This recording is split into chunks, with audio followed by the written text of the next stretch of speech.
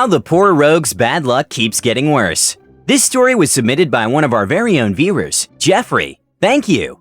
My friends and I have been playing D&D for a while, and we're a party of mercenaries. We began at level 3 with a starting job that involved some undead cleanup at an old mansion. Our rogue was having some bad luck, but personality-wise he was quite overconfident. A number of times, he set off traps without checking for them, and several times, he failed to unlock a door. Luckily, we had a half-orc fighter and Goliath barbarian in the party at the time, so a lot of doors got kicked down rather than opened. We had to kill off a PC when the player could no longer attend. He was killed by the Goliath out of mercy after becoming a werebeast during a mission. As we moved on, we eventually had a job where we had to investigate people being taken away from a resort town.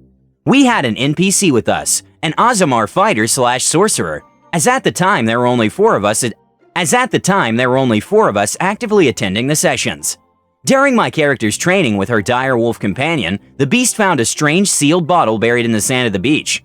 She took the bottle to the NPC, but we could not properly identify it. A bard NPC gave us a lead to check the docks, and we interrogate a ship captain, where an unseen force causes one of us to drop the bottle. It hit the deck, breaking the seal on the bottle. A Jinni slithered out in a cloud of inky smoke. It wasn't exactly happy with having been trapped in the bottle and lashed out at the nearest people standing by. Us. The player that played the Goliath Barbarian was unable to play at this point, so the DM said that our meat shield decided to get wasted on booze and was nursing a wicked hangover at the inn. Me getting used to Beastmaster Ranger, I used Spike Growth early in the fight, while my friends used ranged attacks to deal chip damage to our target. After our first round of attacks, the Jinni summoned an air elemental, and the battle intensifies. During the next round, the air elemental blows my direwolf companion into one of the nearby ships, and the impact dropped his HP to 0. Now the companion is now too far away from the party to heal. My ranger finished off the Jinni after it took heavy damage from moving around in the Spike Growth field. A critical attack from her twin hand crossbows finished it off, and I rolled a nat 20 on my companion's death saving throw, so the direwolf tries to rejoin us. During the fight, we're having a hard time with the air elemental as it resisted many of our attacks. So my character switches to healer and support. Eventually, our fighter is blown off the pier, and my character is blown into the water about 20 feet away from my direwolf. Our rogue is now going solo with the air elemental, and has taken heavy damage from the fight. He then makes a last-ditch effort. The rogue uses cards as his weapon, and he has a strange power that allows him to turn the normal playing cards into metallic razor-sharp weapons that he throws. Think Gambit, only more slashing, less explosion. Our rogue makes his attack roll, nat 20. The DM describes how the rogue uses his power and slashes the air elemental in half with a magical card, but afterward his hand is turned into metal. We investigated the town, and we found that vacationers were being captured by the Drow and forced into slavery. We reported back to our guild leaders, and now we had to go into the Underdark to free the slaves. During our trek into the Underdark, we are joined by 2 Drow, which were hired to help us. One was working under another NPC that we knew, and the other helped us after we aided him with a Hydra issue, which he was going through. The plan was to split the party. One group led by the leader of the Harpers Guild. Miss Wintergreen would lead a team to distract the Drow forces, allowing the other team to sneak into the Underdark to rescue the slaves. The player who played our Goliath Barbarian was running late, so he was a part of that main force, along with the Tabaxi Cleric NPC. They ran into a group of Drow clerics, and battle ensued. Miss Wintergreen and her forces were winning, which caused the Drow clerics to become desperate. They called out to their arachnid goddess, and their prayer was answered. Miss Wintergreen understood what was about to happen and used a teleport spell to send the barbarian and cleric to us. They barely escaped when the goddess struck down everyone, including her own clerics, before disappearing. Now with the party back reunited, we engaged the Hydra. We made quick work of the Hydra, and we found a safe room that was locked. Our rogue failed his trap check, so I supported him with a fine trap spell. The rogue then fails to disarm the trap. As a result, myself and one of our Drow friends are poisoned by an unknown venom. My character and the NPC were having a hard time fighting off the venom, as every time I did my con saves, I would pass one and then fail the next, pass another and fail the next, then fail another. You get the point. Our Drow friend, however, did not survive the poison, and overnight while we rested, he died in his sleep. Once more, his body burst open, revealing a black ooze monster we had to fight.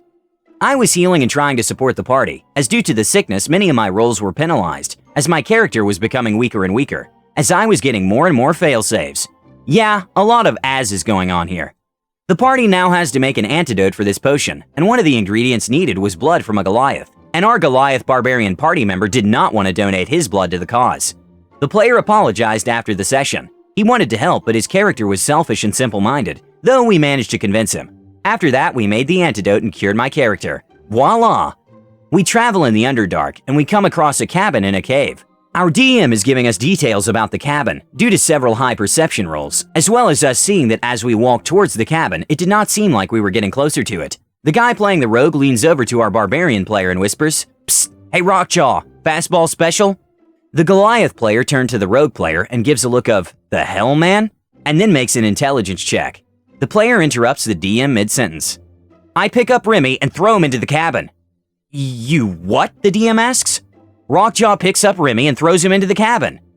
Whose idea was this? The DM glares at the Goliath player as he and myself both point at the rogue player, who is grinning like an idiot. Already rolled intelligence, and Rockjaw thinks it's a good idea. The DM looks at me as I say, "Don't look at me, you and I both know Rockjaw is going to do dumb things regardless of what we say or do." The DM sighs and says, "Roll strength with advantage," as our rogue is a wood elf, and because we want to see a nat 20. Okay, with advantage, I got a 23 and 24, no nat 20s.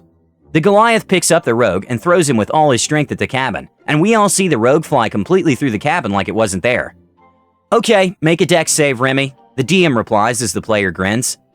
Great, this is gonna be fun, he said confidently as he rolled his d20 and pauses, still holding his confident expression as we look at the roll. I got a nat 1.